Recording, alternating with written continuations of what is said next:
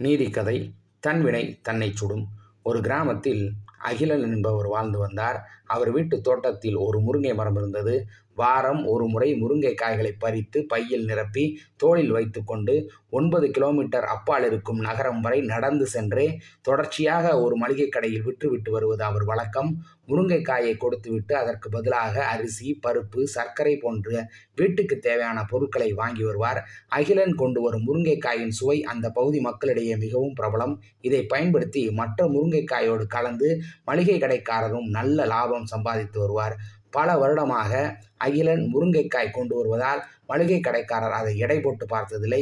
அகிலன் சொல்கிற எடையை அப்படியே நம்பி அதற்கு ஈடான மளிகை பொருட்களை கொடுத்து அனுப்புவார். காரணம், அகிலனின் நேர்மையும் நாணயமும் எல்லோரும் அறிந்தது.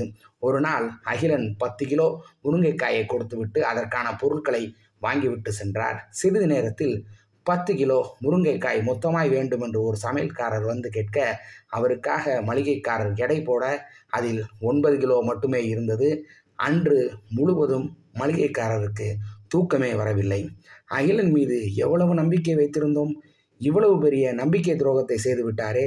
இத்தனை வருடங்களாக இப்படி முட்டாள்தனமாக எடை குறைவான முருங்கைக்காயை வாங்கி ஏமாந்து விட்டோமே. அடுத்த முறை அகிலன் வந்தால் சும்மா விடக்கூடாது என்று கடும் கோபத்தில் இருந்தார். 4 நாட்கள் கழித்து அகிலன் மிகவும் மகிழ்ச்சியாக வந்தார். நல்ல விளைச்சல் என்பதால் நிறைய கொண்டு வந்திருந்தார்.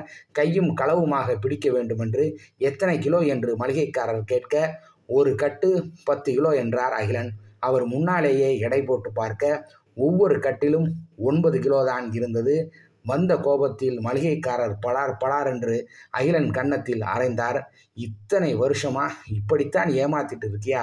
கிராமத்துக்காரங்க ஏமாற்ற மாட்டாங்கன்னு நம்பிதானே எடை போடாமல் அப்படியே வாங்கினேன். இப்படி துரோகம் பண்ணிட்டியே, சீ என்று துப்ப நிலைகுலைந்து போனார் அகிலன். ஐயா, என்னை மன்னிச்சிடுங்க. நான் ரொம்ப ஏழை. எடைக்கல் வாங்குகிற அளவுக்கு என்கிட்ட காசு இல்லை. ஒவ்வொரு முறையும் நீங்கள் கொடுக்குற 1 கிலோ பருப்பை ஒரு தட்டிலையும் இன்னொரு தட்டில் முருங்கைக்காயையும் வச்சுதான் எடை போட்டு கொண்டு வருவேன்.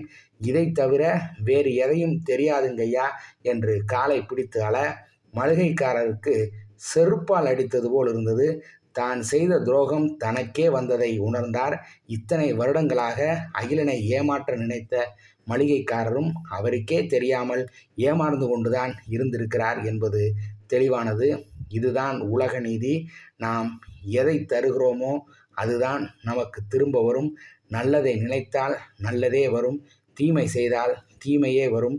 வருகிற காலங்கள் வேண்டுமானால் தாமதமாகலாம், ஆனால் நிச்சயம் வரும். ஆகவே நல்லதை மட்டும் தருவோம், நல்லதை மட்டும் விதைப்போம். நன்றி, வணக்கம்.